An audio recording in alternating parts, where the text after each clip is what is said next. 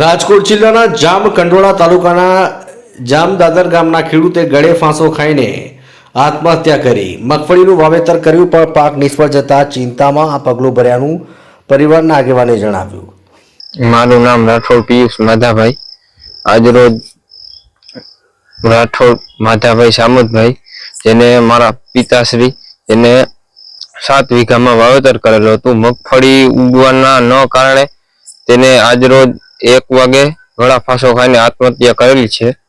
કઈ જગ્યાએ આત્મહત્યા? મારી વાડી પે મારી વાડી જ ન ઉગવાનું કારણ શું હતું? ઉગવાનું કમોસમી વરસાદના લીધે મગફળી ન ઉગે। તેના કારણે ટેન્શનના હિસાબે 4 દિવસથી આ જમતા નહોતા ને આજ રોજ બપોરે 1:30 વાડીએ જમીને ગયેલા, ત્યારબાદ આ ઘટના ઘટેલી।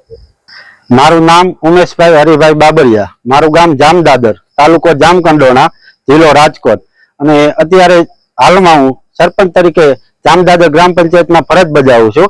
આજે અમારા ગામમાં એક બનાવ બનેલો છે। નાના ખેડૂત હતા, 7 વીઘાની જમીન છે અને પોતે, જેમનું નામ માધાભાઈ સામતભાઈ રાઠોડ છે, જેને 7 વીઘામાં મગફળીનું વાવેતર કરેલું હતું। તે મગફળીનું વાવેતર એને ધિરાણ લઈ અને પછી એમાં કરેલું હતું, પણ મગફળી પૂરી ન ઉગવાથી તે 4-5 દિવસ ઉપાધિમાં જ હતા। તેના છોકરાઓને એમ કહેતા કે આપણે વાવેતર કર્યું છે તો આપણું વાવેતર ઉગ્યું નથી તો આપણું આખું વર્ષ માર્યું જશે। તેની ઉપાધિમાં તેને આજે વાડીએ જઈને આપઘાત કરેલો છે। કઈ રીતનો આપઘાત કરેલો? ગળે ફાંસો ખાઈને।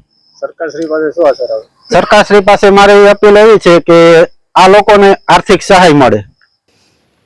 જામકંડોળા તાલુકાના જામદાદર ગામમાં રહેતા માધાભાઈ સામતભાઈ રાઠોડ ઉંમર વર્ષ 50 પોતાનું ગુજરાન ખેતી કરીને ચલાવતા હતા। ત્યારે આ ખેડૂત ભાઈએ ધિરાણ લઈને 7 વીઘા જમીનમાં મગફળીનું વાવેતર કર્યું, પણ આખું વર્ષ કુદરતી આફત અને કમોસમી વરસાદ વાવાઝોડાને પગલે આ જામદાદર ખેડૂત એવા માધાભાઈ રાઠોડના નસીબમાં મગફળીનો પાક સારું નહીં લેવા લખ્યું હોય અને 7 વીઘા જમીન પર મગફળીનો પાક નિષ્ફળ જાય તેવી ચિંતા અને પાકની ઉપજ નહીં થતાં રોજબરોજ ચિંતા સતાવી રહી છે। ઘરેથી નીકળી પોતાના ખેતરની ઓરડીમાં ગળે ફાંસો ખાઈને આત્મહત્યા કરી લીધી। પરિવારજનોએ ગામના લોકોને ખબર પડતા ઘટના સ્થળે દોડી આવ્યા અને ત્યાં સમય ગયો। મૃતદેહને પીએમ અર્થે જામકંડોળા હોસ્પિટલમાં રાખવામાં આવ્યો હતો। જામકંડોળાથી અલ્પેશ ત્રિવેદીનો રિપોર્ટ।